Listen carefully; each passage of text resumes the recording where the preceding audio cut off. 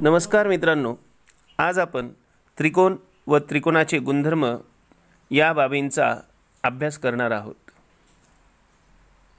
जर तुम्हाला हा व्हिडिओ आवडला तर व्हिडिओला लाईक करा, चॅनलला सबस्क्राइब करा आणि शक्य होईल तेवढा हा व्हिडिओ इतरांना शेअर करा।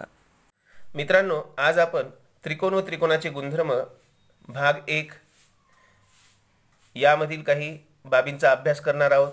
भाग 2 मध्ये यावर आधारित आपणास काही उदाहरणे सोडून दाखवल्या जातील आणि भाग 2 सोडवण्यापूर्वी भाग 1 या घटकांचा या गुणधर्मांचा अभ्यास करणे अत्यंत आवश्यक आहे। त्यामुळे भाग 2 आपल्याला सोडवण्यापूर्वी हा भाग 1 पाहणे अत्यंत आवश्यक आहे। पाहूया त्रिकोण म्हणजे काय। 3 कोन, 3 बाजू व 3 शिरोबिंदू यांपासून तयार होणाऱ्या बंदिस्त आकृतीला त्रिकोण म्हणतात। त्रिकोणाच्या बाजू व त्रिकोणाचे कोन यांना त्रिकोणाचे घटक असे म्हणतात। या ठिकाणी त्रिकोण PQR हा दर्शवला आहे। यामध्ये कोन P, कोन Q आणि कोन R हे 3 कोन आहेत। त्याचप्रमाणे बाजू PQ, बाजू QR आणि बाजू PR या 3 बाजू आहेत व शिरोबिंदू P, शिरोबिंदू Q आणि शिरोबिंदू QR हे 3 शिरोबिंदू आहेत। या ठिकाणी मी एक तुम्हाला आकृती दाखवलेली आहे। ही आकृती बंदिस्त नाही। मग या बाबीला 3 शिरोबिंदू होणार आहेत। हा एक शिरोबिंदू झाला, हा एक झाला, हा एक झाला आणि या ठिकाणी हा एक शिरोबिंदू झाला। म्हणजे आपल्याला 4 शिरोबिंदू या ठिकाणी दर्शवले चाललेत। कोन मात्र 2च व्हायलेत या ठिकाणी। म्हणून ही आकृती, जर आकृती बंदिस्त नसेल तर तो त्रिकोण नसतो, हे लक्षात घ्या। आता पाहूया त्रिकोणाचा अंतर्भाग व बाह्य भाग। प्रतलात काढलेल्या त्रिकोणामुळे प्रतलाचे 3 भाग होतात। त्रिकोणाचा बाह्य भाग, त्रिकोणाचा अंतर्भाग आणि प्रत्यक्ष त्रिकोण। या ठिकाणी एक त्रिकोण काढलेला आहे। या प्रत्यक्ष त्रिकोणावर 3 शिरोबिंदू दर्शवले गेलेले आहेत। बिंदू A, बिंदू B आणि बिंदू C। तसेच ज्या भागामध्ये बिंदू P, बिंदू Q आणि QR, बिंदू P, बिंदू Q, बिंदू R हे 3 बिंदू दर्शवले आहेत त्याला त्रिकोणाचा अंतर्भाग म्हणतात। म्हणजे त्रिकोणाच्या अंतर्भागात असलेले बिंदू बिंदू P, बिंदू Q, बिंदू R। तसेच त्रिकोणाच्या बाह्य भागामध्ये बिंदू S, बिंदू T, बिंदू V आणि बिंदू U हे 4 शिरोबिंदू आहेत। अशा प्रकारे त्रिकोण, त्रिकोणाचा अंतर्भाग आणि त्रिकोणाचा बाह्य भाग मिळून त्रिकोणाचे त्या प्रतलाचे 3 भाग झालेले आहेत।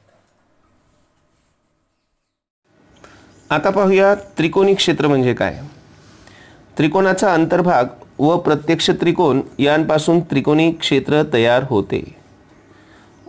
जर आपण या त्रिकोणामध्ये पाहिलं की त्रिकोणाचा अंतर्भाग म्हणजे हा बिंदू P, बिंदू Q आणि बिंदू R एवढाच नाही तर या ठिकाणी पूर्ण आणखीन असे अनेक बिंदू आहेत या त्रिकोणामध्ये असू शकतात आणि या सर्व बिंदू आणि तसेच हे बिंदू A पासून B पर्यंत हा त्रिकोण, प्रत्यक्ष त्रिकोण आणि त्रिकोणाचा अंतर्भाग यामुळे त्रिकोणी क्षेत्र तयार झाले। जेव्हा क्षेत्रफळ आपल्याला काढायचे तेव्हा त्रिकोणाच्या बाह्य भागाचा आपण विचार करणार नाहीत, तर त्रिकोणाच्या अंतर्भागाचा आणि या त्रिकोणाचा एवढाच फक्त विचार करायचा आहे। आता यानंतर आपण बघूया त्रिकोणाचा बाह्य कोन म्हणजे काय।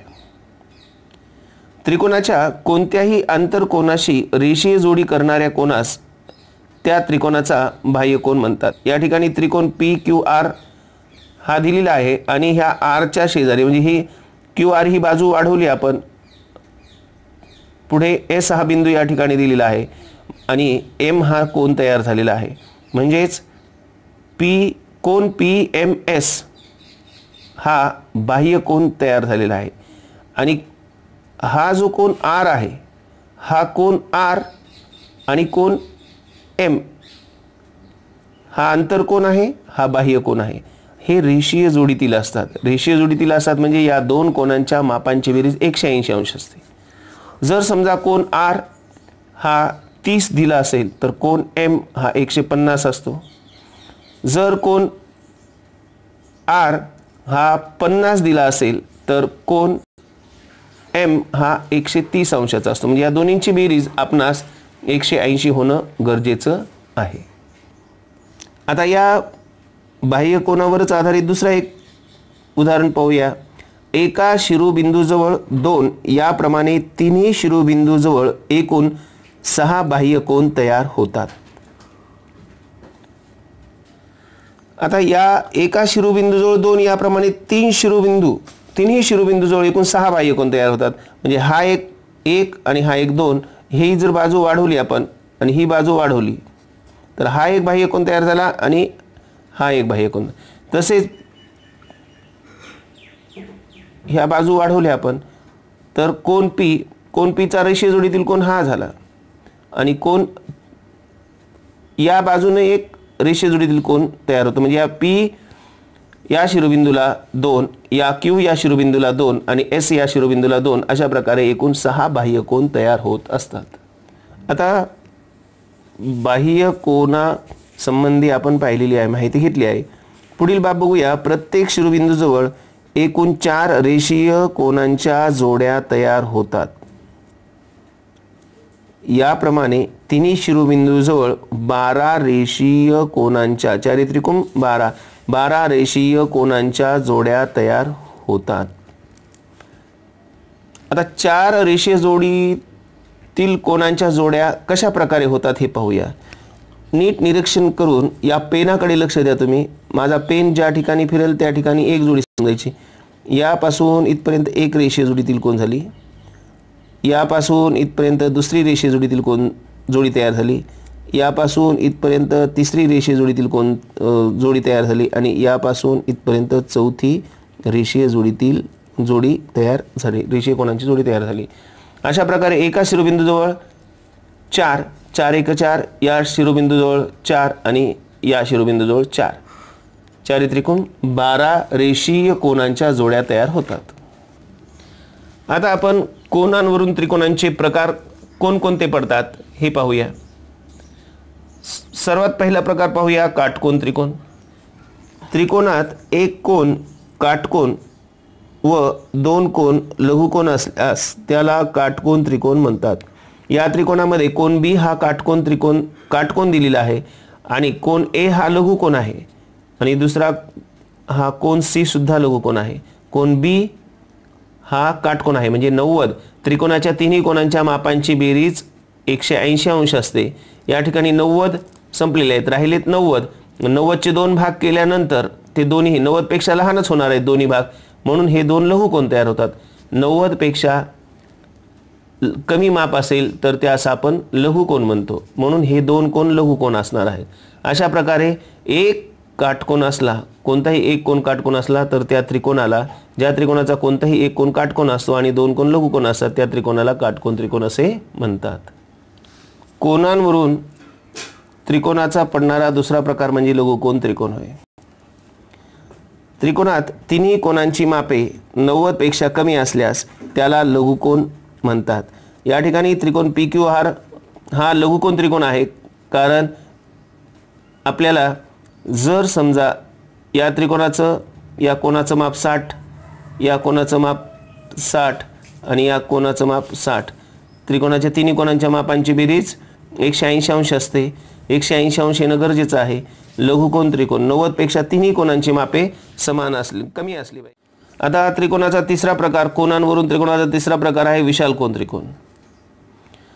विशालकोन त्रिकोण म्हणजे काय पाहूया. त्रिकोणात एका कोनाचे माप 90 पेक्षा जास्त व 2 कोन लघुकोन असल्यास त्याला विशालकोन त्रिकोण असे म्हणतात. आता उदाहरणादाखल आपण या कोनाचं माप 120 अंश घेऊया, या कोनाचं माप 30 अंश घेऊया. 30 आणि 120 150. आता राहिले 150. 180 ला 30 कमी पडले, या ठिकाणी आपण 30 अंश देऊया.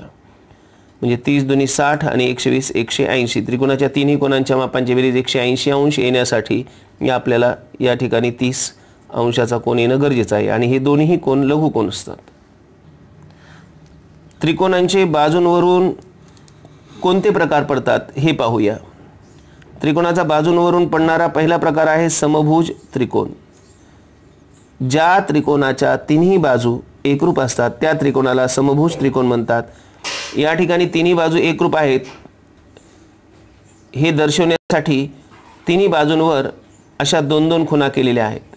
जर आपण या ठिकाणी एक एक खुणा तिन्ही बाजूला केल्या तरीही चालतात. त्या तिन्ही बाजू एकरूप आहेत असं आपण मानतो. अशा दोन दोन खुणा केलेल्या आहेत तरीही तिन्ही बाजू. परंतु जर या ठिकाणी एका बाजूवर जरी एक खूण केली आणि ह्या दोन बाजूंवर दोन दोन खुणा केल्या तर ह्या दोन दोन खुणा एकरूप आहेत. ह्या दोन्ही बाजू एकरूप आहेत आणि ही एक खूण केली जर असेल या ठिकाणी तर ही एक खूण ही बाजू एकरूप नाही असं दर्शवलं जात असतं. समभुज त्रिकोण आपण पाहिला. आता या ठिकाणी आता दुसरा त्रिकोणाचा प्रकार बघूया. समद्विभुज त्रिकोण. समद्विभुज त्रिकोण ज्या त्रिकोणाच्या कोणत्याही दोन बाजू एकरूप असतात त्या त्रिकोणाला समद्विभुज त्रिकोण म्हणतात. त्रिकोण PQR मध्ये बाजू PQ आणि बाजू QR या दोन बाजू दोन दोन खुणा या ठिकाणी दर्शवलेल्या आहेत. ह्या बाजूला दोन खुणा आणि या बाजूला दोन खुणा म्हणजे ही बाजू एकरूप नाही. कोणत्याही दोन बाजू एकरूप असतील तर त्या दोन बाजू एकरूप आणि एक बाजू ही एकरूप नसते. ह्या दोन बाजूंपेक्षा वेगळी असते, वेगळ्या मापाची असते. म्हणजे या ठिकाणी 5 सेंटीमीटर असेल, या ठिकाणी 5 सेंटीमीटर असेल तर ही 6 सेंटीमीटर असू शकते, 7 सेंटीमीटर असू शकते किंवा 3 सेंटीमीटर असू शकते. म्हणजे मोठीच असावं असं काही नाही, वेगळ्या मापाची सुद्धा असू शकते. 5 पेक्षा वेगळं माप असतं त्याचं. बाजूंवरून पडणारा त्रिकोणाचा तिसरा प्रकार म्हणजे विषमभुज त्रिकोण. ज्या त्रिकोणाच्या कोणत्याही दोन बाजू एकरूप नसतात, कोणत्याही दोन बाजू म्हणजे तिन्ही बाजू वेगळ्या मापाच्या असतात त्या त्रिकोणाला विषमभुज त्रिकोण म्हणतात. या ठिकाणी कोणत्याही म्हणजे खुणा जर दाखवायचे असले तर या ठिकाणी एक खूण दाखवूया, या ठिकाणी दोन खुणा दाखवूया आपण आणि या ठिकाणी 3 खुणा दाखवूया. म्हणजे सारख्या खुणा कुठेही नाहीत, तिन्ही बाजू वेगळ्या मापाच्या आहेत. एखादी बाजू जर समजा इथं 7 असेल, ही 6 असेल आणि ही 5 असेल म्हणजे तिन्ही बाजूंचं जर माप वेगळं असेल, कोणत्याही दोन बाजू या ठिकाणी सारख्या मापाचे नाहीत, त्याला आपण विषमभुज त्रिकोण असे म्हणतो. आता कोन व बाजू यांवरून होणारे त्रिकोणाचे प्रकार पुन्हा एकदा लक्षात घेऊया. भुज समद्विभुज त्रिकोण हा समद्विभुज लघुकोन त्रिकोण आहे. समद्विभुज काटकोन त्रिकोण आहे. समद्विभुज विशालकोन त्रिकोण आहे. विषमभुज लघुकोन त्रिकोण आहे. विषमभुज काटकोन त्रिकोण आहे आणि विषमभुज विशालकोन त्रिकोण आहे. समद्विभुज लघुकोन त्रिकोण दोन बाजू सारख्या असलेल्या समद्विभुज आणि पुन्हा तो लघुकोन पण असणार आहे. एक बाजू दोन बाजू समान असणार आहेत आणि तिन्ही बाजू लघुकोन असणार आहेत म्हणजे त्याला आपण समद्विभुज लघुकोन त्रिकोण असे म्हणतो. याला आपण समद्विभुज लघुकोन त्रिकोण म्हणूया. ह्या ठिकाणी तिन्ही कोन हे 90 अंशापेक्षा कमी मापाचे असले पाहिजेत. समद्विभुज काटकोन त्रिकोण यामध्ये एक कोन काटकोन असला पाहिजे आणि या दोन बाजू एकरूप असतील तर समद्विभुज काटकोन त्रिकोण असे म्हणतात. समद्विभुज विशालकोन त्रिकोण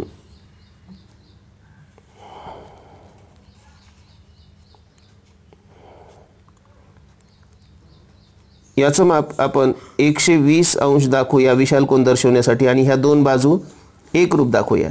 या दोन बाजू एकरूप ह्याचं माप 90. या ठिकाणी काटकोनाची खूण अशी असते आणि ह्या लघुकोनाचे आपण 30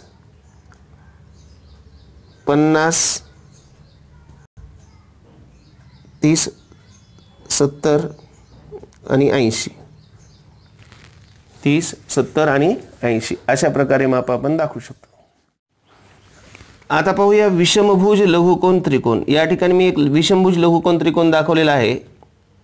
त्यांच्या बाजू 3 4 5 म्हणजे वेगवेगळ्या आणि लघुकोन त्रिकोण म्हणजे 70 30 आणि 80 प्रत्येकाचे माप हे 90 पेक्षा कमी दर्शवायचे. विषमभुज काटकोन त्रिकोण पाहूया. प्रत्येका बाजूंचे माप हे 5, 6 आणि 7 वेगवेगळे माप दाखवलेले आहेत आणि विषमभुज आणि काटकोन एक कोन हा 90° या ठिकाणी दाखवले आहे. तसेच विषमभुज विशाल कोन त्रिकोण, विशाल कोन त्रिकोण 120 मापाचा दाखवण्यासाठी या ठिकाणी विशाल कोन त्रिकोण दाखवलेला आहे आणि विषमभुज असल्यामुळे याचं माप 3 घेतले, या बाजूचं माप 7 आणि या बाजूचं माप 9. अशा प्रकारे विषमभुज विशाल कोन त्रिकोण तयार होतं. त्रिकोणाचे काही विशेष गुणधर्म लक्षात ठेवूया आपण. त्रिकोणाच्या 3 कोनांच्या मापांची बेरीज 180° असते. म्हणजे त्रिकोण XYZ मध्ये मेजरमेंट कोन X अधिक मेजरमेंट कोन Y अधिक मेजरमेंट कोन Z, मेजरमेंट कोन X अधिक मेजरमेंट कोन Y आणि मेजरमेंट कोन Z यांचे माप 180° असते. दुसरा गुणधर्म पाहूया त्रिकोणाच्या बाबतीत. त्रिकोणाच्या बाह्य कोनाचे माप त्याच्या असंलग्न असलेल्या म्हणजेच दूरस्थ असलेल्या आंतरकोनांच्या मापांच्या बेरजे एवढे असते. आपण उदाहरणादाखल या ठिकाणी R हा 30° धरू आंतरकोन, त्याचा बाह्य कोन आला 150°. या 30 आणि 150 ची बेरीज 180° आली पाहिजे. मग ह्याचे दूरस्थ आंतरकोन P आणि कोन Q, कोन P आणि कोन Q हे दूरस्थ आंतरकोन झाले, असंलग्न झाले. यांच्या मापांची बेरीज सुद्धा 150 येणं गरजेचं आहे. आणि नसते या ठिकाणी असतेच 150 येणं गरजेचंच नसते, तर या ठिकाणी 150 असणं आवश्यक आहे, तरच तो त्रिकोण तयार होईल. या ठिकाणी आपल्याला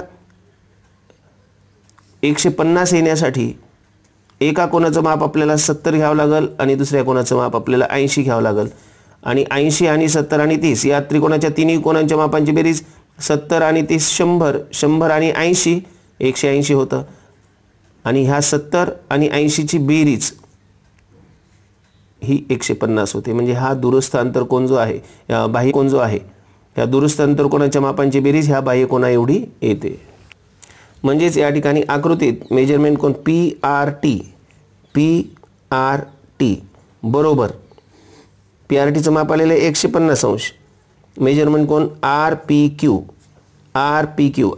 माप दिलेलं आहे आपण 80 आणि मेजरमेंट कोन PQRचं माप दिलेलं आहे 70 आणि 80 यांची बेरीज 150° येते. आता त्रिकोणाचा पुढील गुणधर्म पाहूया. त्रिकोणाच्या कोणत्याही 2 बाजूंच्या लांबींची बेरीज ही त्याच्या तिसऱ्या बाजूपेक्षा अधिक असते. त्रिकोणाच्या कोणत्याही 2 बाजूंच्या लांबींची बेरीज ही त्याच्या, हे सर्वात महत्त्वाचा पॉइंट आहे, हे लक्षात ठेवणं गरजेचं आहे. त्रिकोणाच्या कोणत्याही 2 बाजूंच्या लांबींची बेरीज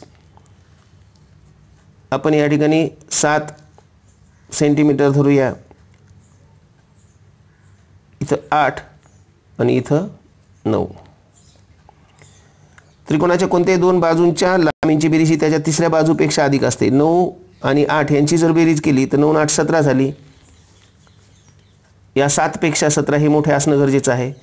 9 7 16 हे 8 पेक्षा 16 मोठं असणं गरजेचं आहे आणि 7 आणि 8 15, 9 पेक्षा 15 हे मोठे आहेत. जर आपण असे माप दिले, पहा